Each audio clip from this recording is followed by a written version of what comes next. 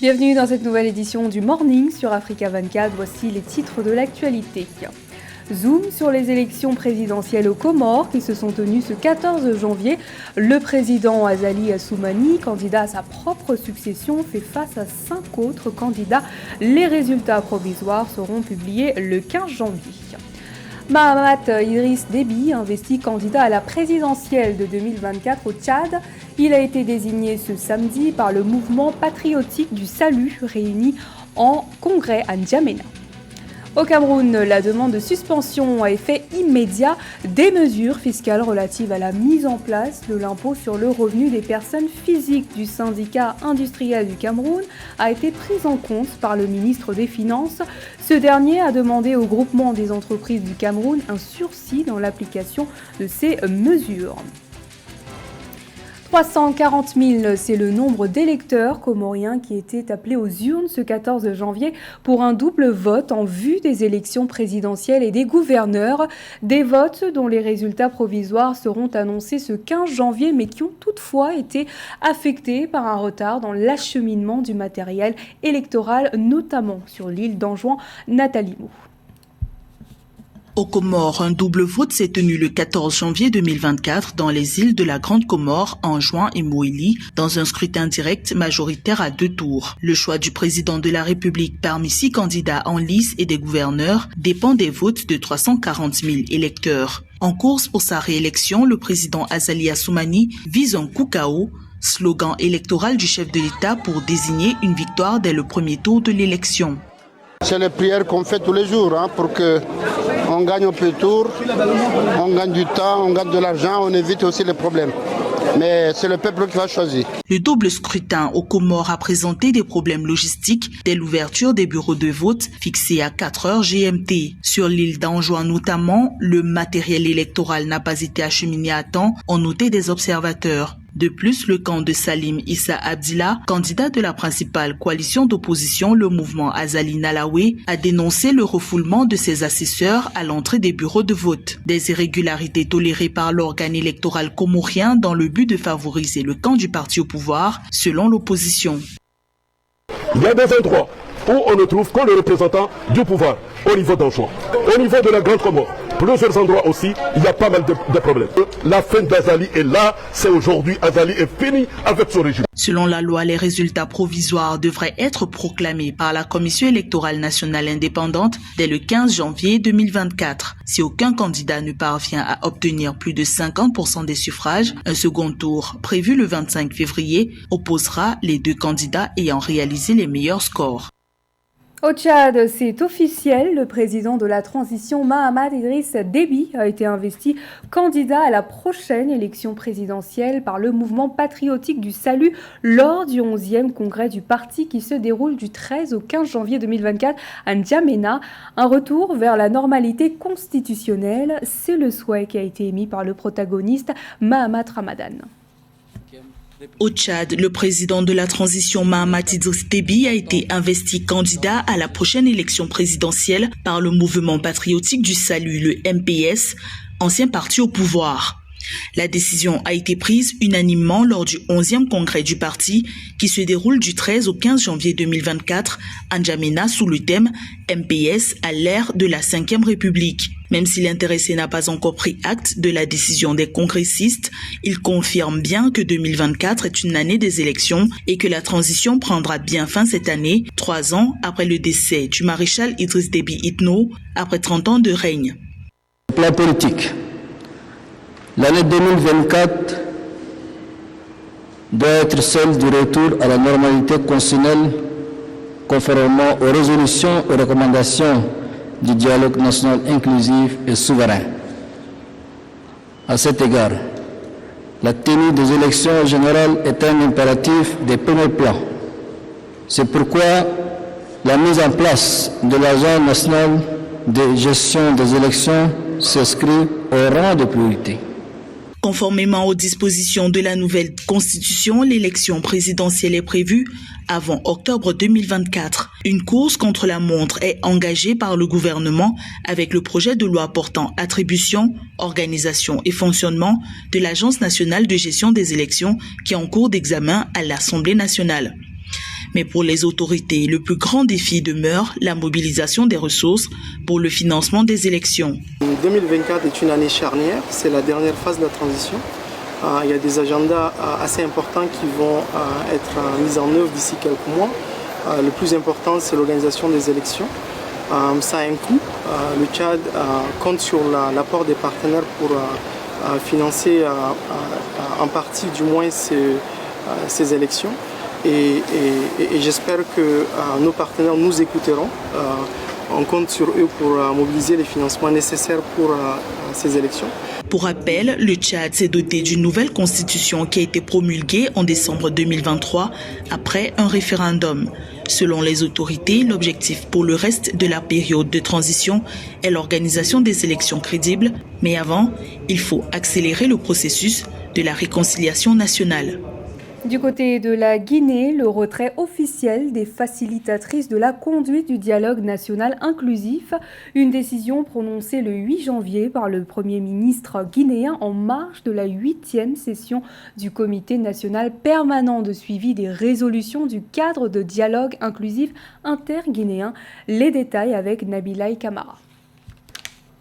Nommée facilitatrice le 30 novembre 2022, Dr Makale Taouré, Hadja Aïchaba et Joséphine Deno ont décidé de se retirer de la conduite du cadre de dialogue inclusif mis en place par les autorités de la transition. La décision a été annoncée au Premier ministre le lundi 8 janvier 2024 en marge de la 8e session du Comité national permanent des suivis des résolutions du cadre de dialogue inclusif interguinéen. L'équipe des facilitatrices veut que le ministère de l'administration du territoire national prenne le relais.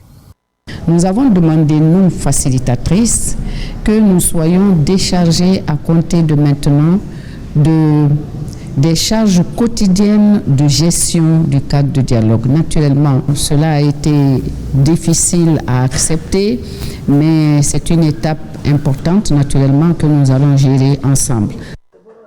L'équipe des facilitatrices rassure qu'elle sera toujours présente pour appuyer le ministère de l'administration du territoire. Mais cette décision de retrait est diversement appréciée par les acteurs de la classe politique. Les facilitatrices n'ont pas apporté grand-chose à ce qu'ils ont appelé dialogue. Dès le départ, nous avons estimé qu'il n'était pas utile pour nous de prendre part à ce semblant de dialogue parce qu'il n'en a jamais été un, puisque ce n'était qu'un séminaire de validation des 10 points de l'accord dit dynamique obtenu entre le CNRD et la CEDEAO. Le seul cadre formel d'échange reste demeure le cadre de dialogue. Je pense que les facilités vont jouer effectivement un rôle prépondérant pour abroger certaines positions, parce que figurez-vous, tous ces acteurs aujourd'hui qui sont engagés dans le cadre du dialogue, au départ, n'étaient pas pour, mais c'est par le leadership, le déplacement que ces facilités sont menées avec le Premier ministre au sein de tous les QG, que les gens ont compris que c'est une main tendue qu'il fallait l'accepter. À leur nomination, ces 3 anciennes ministres avaient pour rôle de présider les plénières, modérer les discussions, rapprocher les positions des parties prenantes et veiller au respect des modalités pratiques du dialogue. Au Cameroun, le syndicat industriel du Cameroun a obtenu gain de cause après avoir demandé la suspension à effet immédiat des mesures fiscales relatives à la mise en place de l'impôt sur le revenu des personnes physiques et contenues dans la loi de finances 2024 au ministre des Finances Louis-Paul Motaz. Ce dernier a réagi favorablement à cette demande en invitant le président du groupement des entreprises du Cameroun à surseoir à l'application des dites mesures fiscale, Marie-Raphaël Ntolo. Au Cameroun, le ministre des Finances, Louis-Paul Motaz, a appelé le 12 janvier le groupement des entreprises du Cameroun à surseoir l'application des nouvelles mesures relatives à l'impôt sur le revenu des personnes physiques contenues dans la loi de finances 2024. Cette loi de finances 2024 a prévu, au rang des dispositions nouvelles, l'imposition globale des avantages en argent versés aux salariés au titre d'avantages en nature et le plafonnement de la déduction des frais professionnels. Premièrement, c'est tellement tout nouveau. Par le passé, on n'allait pas jusqu'à fiscaliser les avantages en nature, logement, électricité, eau, véhicules, domestiques, nourriture. Le plafonnement de la déduction des frais professionnels, ce n'était pas souvent le cas.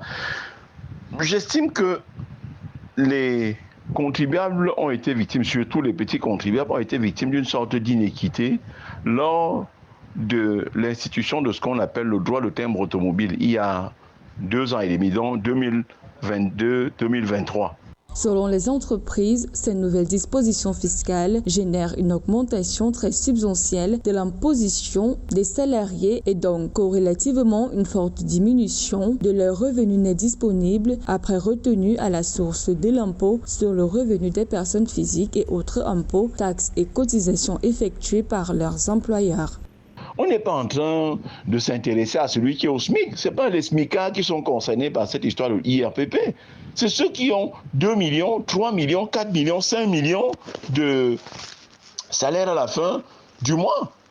De vous à moi, que quelqu'un qui a 5 millions de salaire à la fin du mois, s'il paye 500 000 francs d'impôts, vraiment devrait chipoter là-dessus.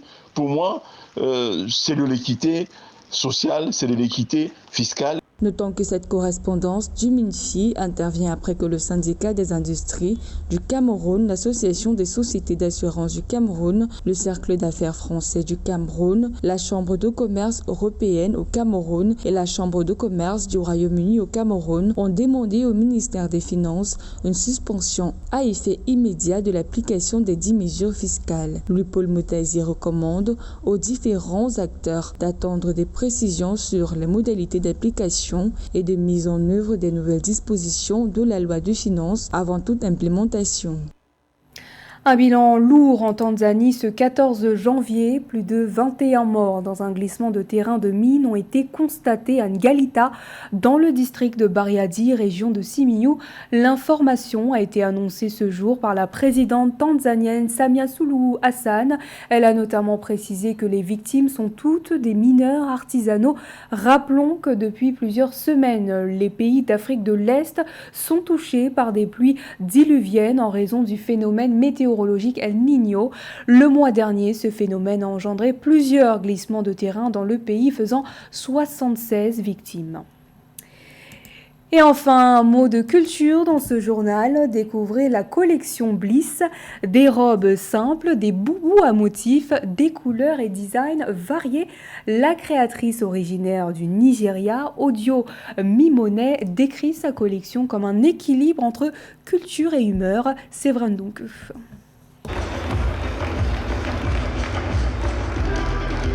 Originalité, finesse, élégance, passion et couleur, telle est la déclinaison de la collection Bliss de la créatrice de mode Odio Mimone.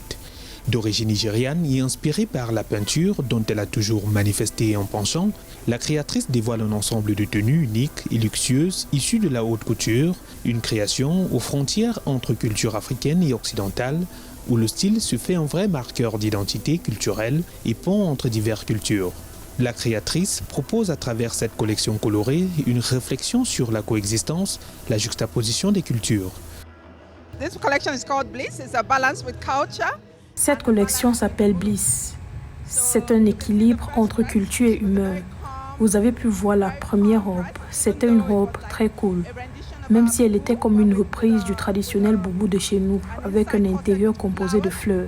Ce à quoi vous pensez quand vous pensez à la beauté. Les robes ont donc des fleurs parce que nous pensons au jardin et au paradis. Mais il s'agit toujours d'une sorte de fusion culturelle entre l'Afrique et le bonheur. La création Bliss est inspirée de tenues africaines, le boubou en particulier, et se décline en une diversité de styles adaptés selon différents goûts, vestes, tuniques, boubou, mais aussi robes et ensembles, tantôt d'allure traditionnelle et moderne. Objectif inavoué, aller à la conquête d'une clientèle qui se renouvelle au fil de la mode et donner de l'envergure à la beauté féminine. Pour la fashionista, les tenues sont conçues pour à chaque fois donner l'impression de la béatitude.